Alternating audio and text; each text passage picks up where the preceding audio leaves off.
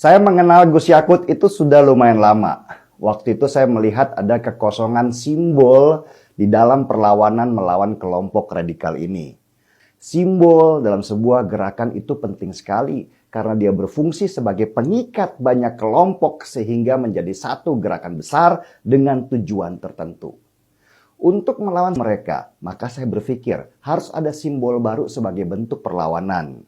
Saya menemukan simbol itu di karakter Gus Yakut yang waktu itu baru saja terpilih sebagai Ketua Umum Ansor sekaligus Panglima Banser. Sosok Gus Yakut ini secara karakter memenuhi kaidah sebagai pemimpin baru. Tubuhnya besar, suaranya keras, juga seorang orator, dan tidak ada takutnya mengeluarkan statement yang terarah ditujukan untuk melawan siapapun yang merongrong kesatuan Indonesia. Dan satu poin penting dari semua kelebihan itu adalah dia memimpin jutaan pasukan yang tersebar di seluruh Indonesia yang akan bergerak kalau ia memberikan perintah.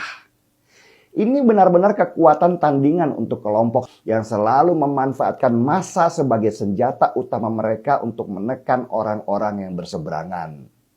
Ormas-ormas radikal itu harus berpikir 1000 kali kalau harus berhadapan head to head dengan Banser.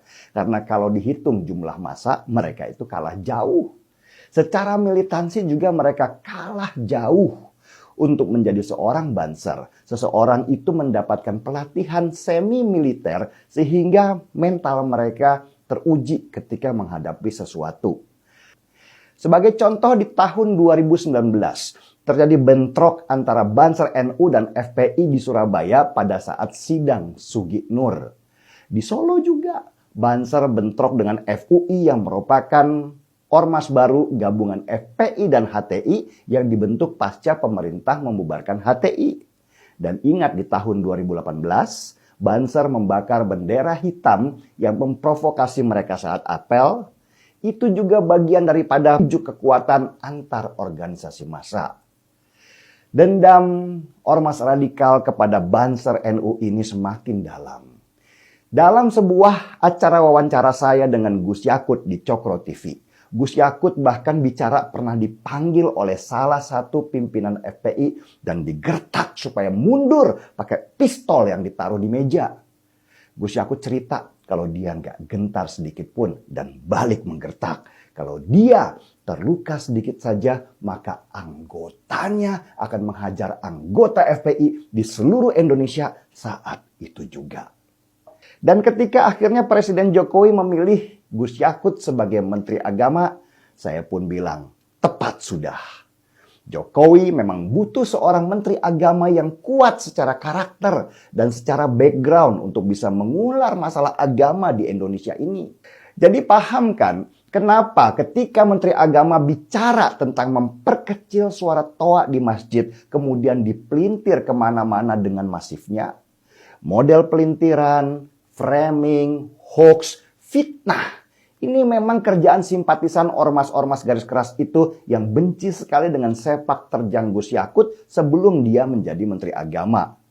Pola mereka sudah terlihat sejak awal, memotong video, kemudian menyebarkannya di grup-grup mereka dengan narasi yang berbeda, menggerakkan media mainstream, sampai mengerahkan demo dan berharap isu itu membesar supaya bisa terjadi seperti kesuksesan mereka di tahun 2017 waktu menjatuhkan Basuki Cahayapurnama.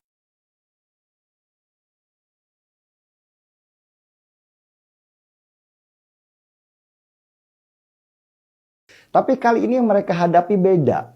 Menteri Agama kali ini punya background cukup di lapangan untuk menepis segala framing yang menyerang dia.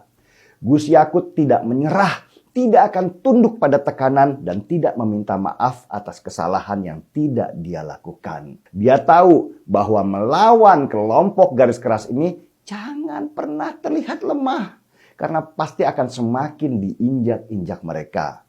Maka keluarlah statement Gus Yakut kalau apa yang dia lakukan itu punya alasan kuat. Bahwa dia hanya ingin manusia menjadikan agama untuk tidak bertindak seenaknya sendiri. Ini sebuah pesan. Kalau meskipun Islam adalah agama mayoritas di Indonesia, tapi nggak boleh sedikit pun menindas